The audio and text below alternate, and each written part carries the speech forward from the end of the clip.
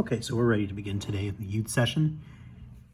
We are going to be discussing pre-tax retirement accounts.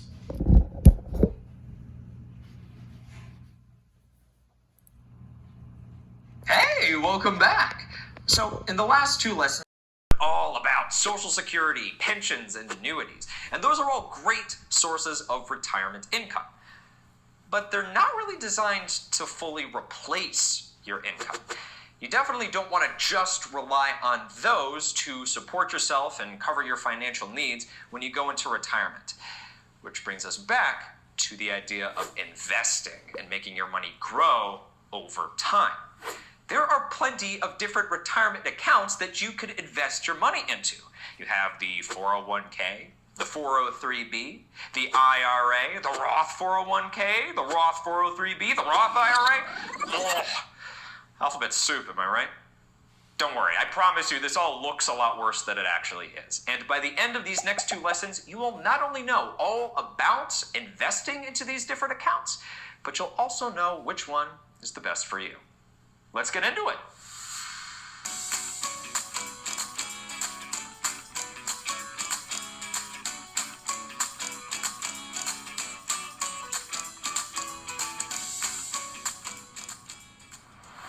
The retirement accounts that we're going to start talking about are all investment accounts.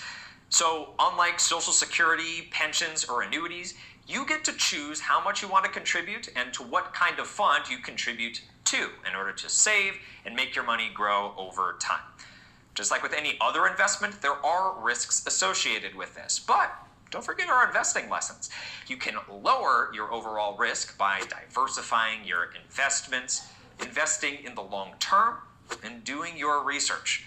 All of this advice still applies here. Like I said at the start, there are plenty of different kinds of retirement accounts that you can choose to invest in.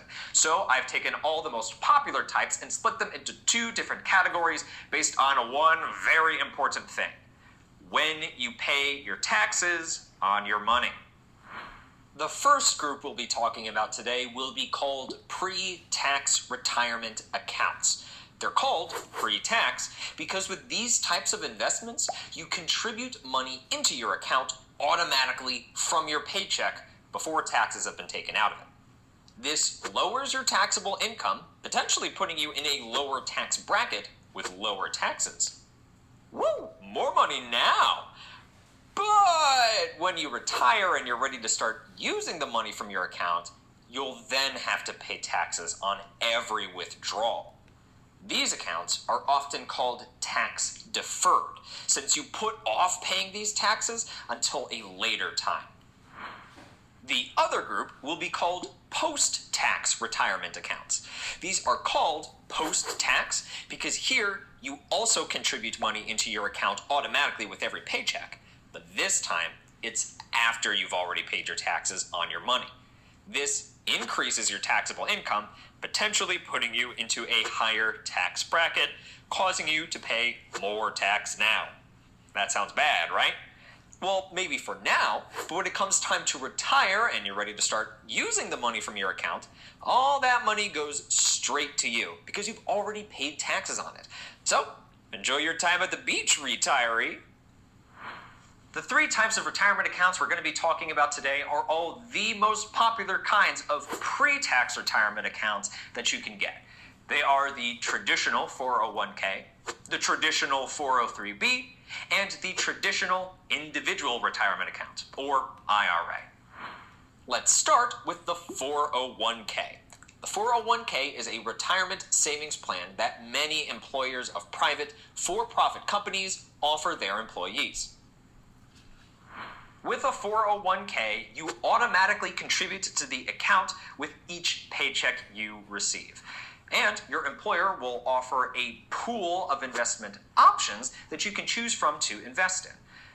The contribution limits change every year because the cost of living changes, but for the year 2023, you can contribute up to $22,500, or up to $30,000 if you're over the age of 50.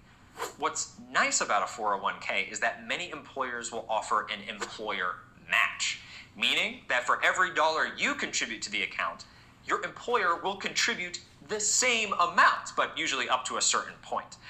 If your employer offers you employer match on a 401k, you should take it. That's basically free money.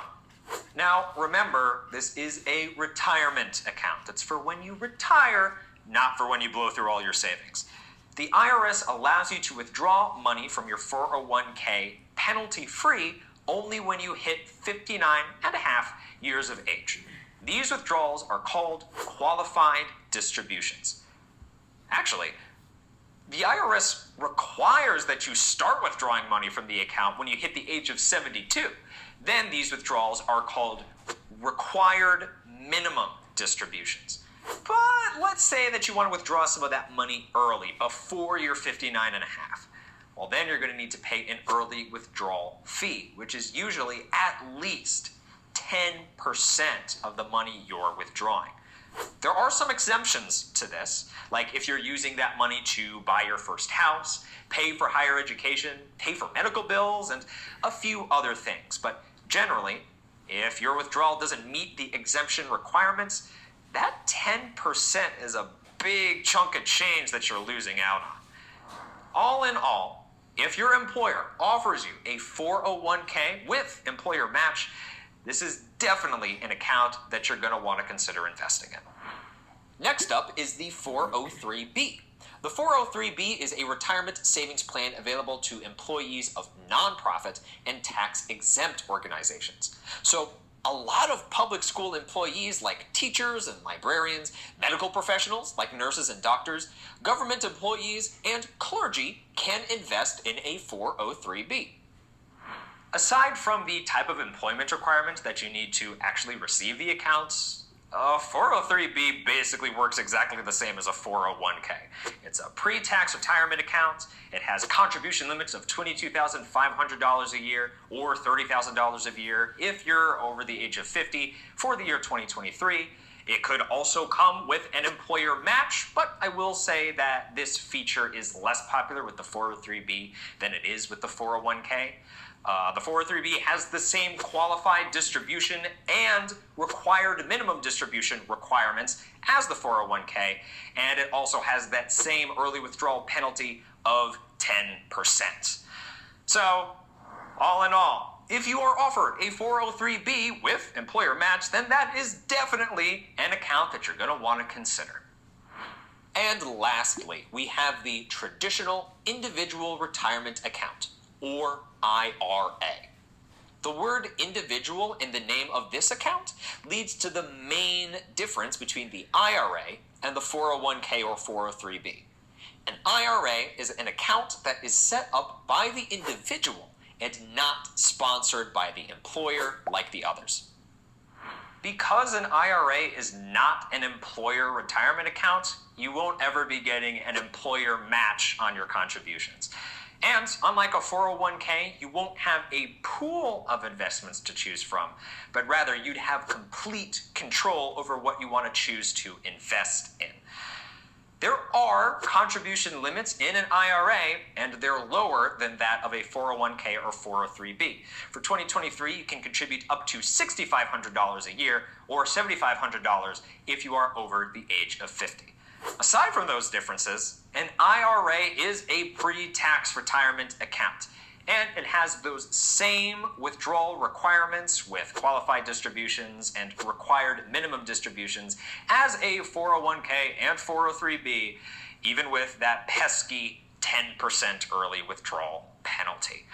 This type of account is great for someone who wants to invest outside of or alongside of their employer retirement plan, or for someone who's transitioning to self-employment. And that's about it. That's all the info you need to know on the top 3 most popular pre-tax retirement accounts: the traditional 401k, traditional 403b, and traditional IRA. I've been saying traditional a lot, and that's because there is actually a Roth 401k, a Roth 403b, and a Roth IRA. These are all post-tax retirement accounts, and they're exactly what we're going to be talking about in the next video. And after that video, you will know everything you need to know to decide which of these are the best for you to invest in. Because you don't need to pick just one. In fact, there are a few good strategies that have you investing in multiple. I'll see you in the next video.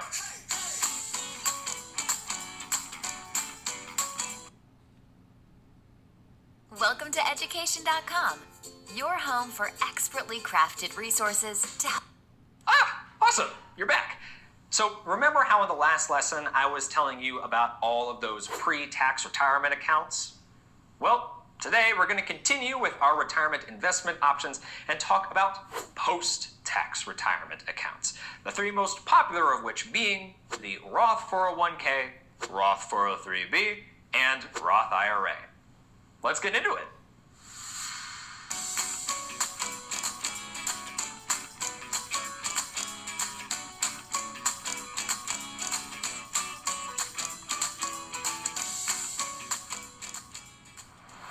The three most popular post-tax retirement accounts are the Roth 401k, Roth 403b, and Roth IRA. But what's a Roth?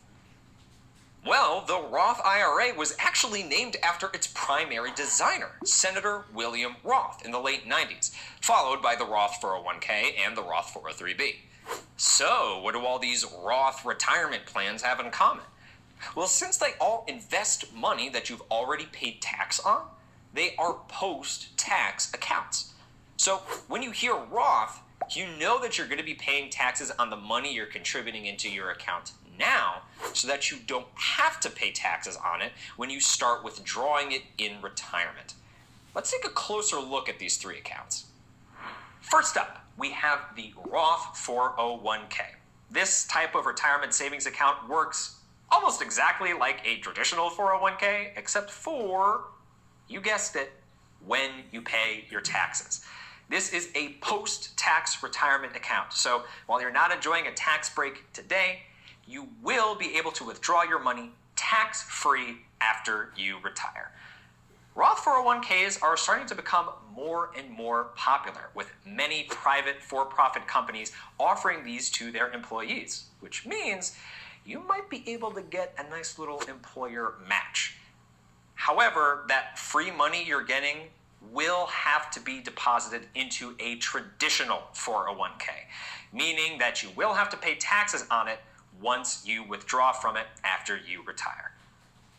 Another small difference with the Roth 401k is its qualified distributions. Just like a traditional 401k, the IRS lets you withdraw money from this account without penalty after the age of 59 and a half. However, with a Roth 401k, you're going to need to have had the account for at least 5 years prior.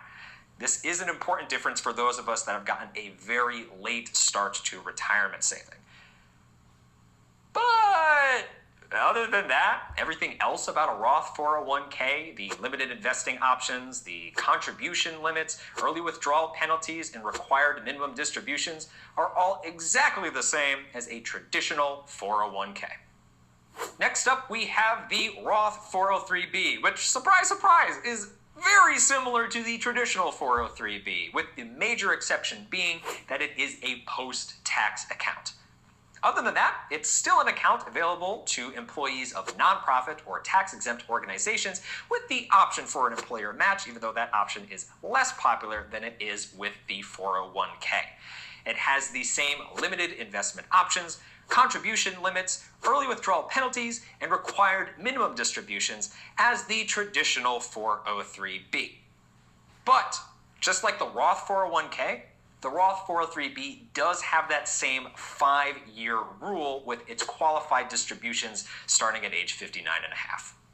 Finally, we have the Roth IRA, which, you guessed it, is incredibly similar to a traditional IRA, with the main difference being it is a post-tax account. Other than that, it is still an individual retirement account that isn't offered by an employer, so there is no chance for an employer match. And you still have much greater control over your investments, unlike a 401k or 403b.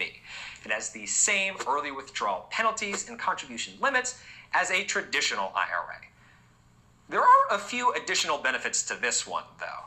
First is the Roth IRA's qualified distributions. You can withdraw the money you deposit into a Roth IRA at any time without penalty.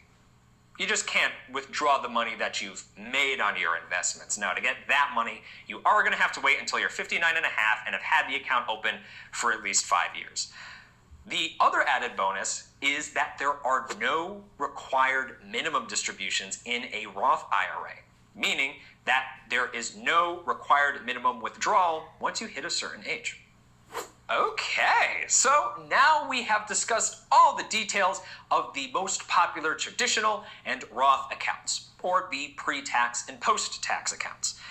But now the question is, what do I use to start saving for retirement?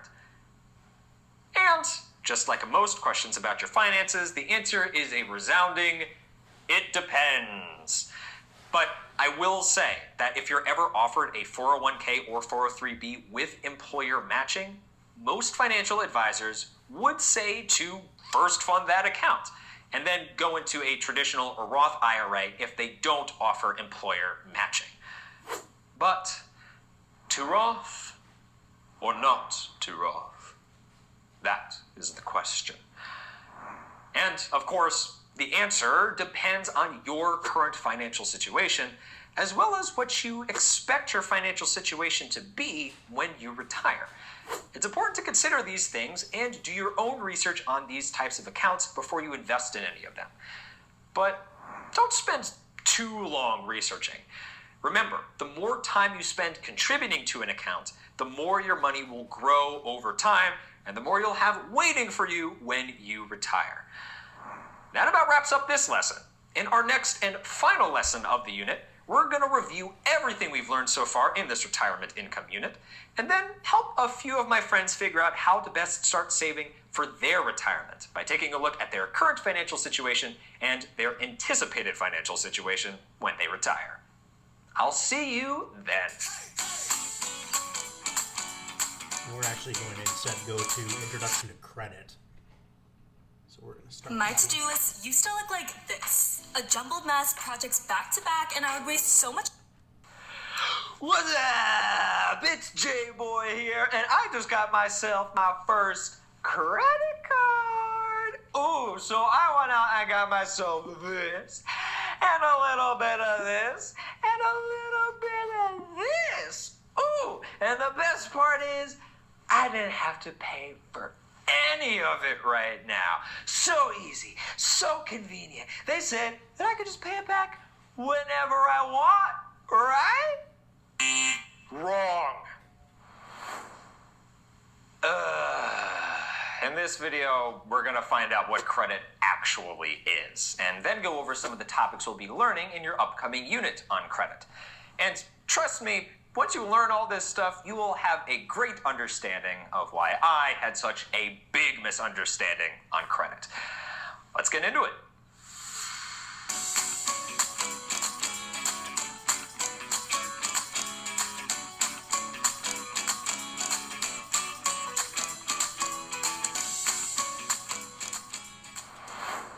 Credit is the borrowing of money, goods, and services now with the understanding that you'll pay it back later, alongside the risk of knowing that you might not be able to. So, you know that little scenario with 18-year-old me that I just showed you? Well, apparently, credit is not free money, and you do have to pay it back within a certain amount of time to avoid paying more than what you originally borrowed. In my case, that time was 1 month. I did not have that kind of money, so my dad had to help me pay for some of it, and he just made me return the rest of it. Ugh. Now, I know that credit helps get you the money and goods that you need now with the agreement that you will actually pay it back later. And by later, I don't mean, oh, when I can, when I get to it, when I feel like it. No, later as in an agreed upon date.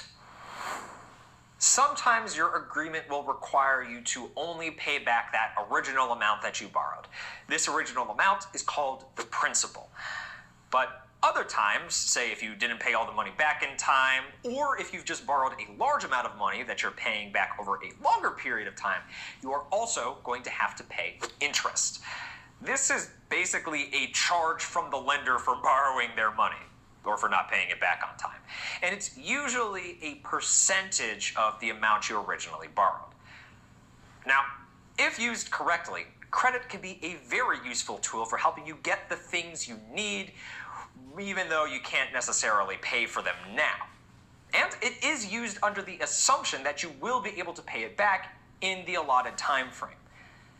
But notice that I am saying if used correctly. That's because it is very easy to get carried away with borrowing money through credit. And that could spiral into something that could be really hard to get out of. It's because of that whenever a lender lends you their money, they are always carrying the risk that you might not be able to pay them back.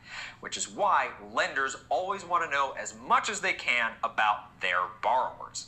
They do this by taking a look at your credit report. Everything a lender would want to know about your current financial status or financial history is summarized in a credit report. It even includes a credit score that grades you on various things like how much you've borrowed and your repayment history. It's basically like a financial report card on how good you are with credit. And this financial report card is exactly what we're going to be talking about in our next lesson. After that, we're going to be talking about the two most common types of credit cards and loans. We'll talk about what they are, how to get them, how to properly use them, and how to pay them off. Finally, we're going to talk about the true cost of borrowing because, let's be real, I should have known there was a catch to the whole free money thing. And that catch, my friends, is a little thing called interest. Gosh, a class like this would have really helped me out when I was a kid, so I can't wait to get started. See you next time.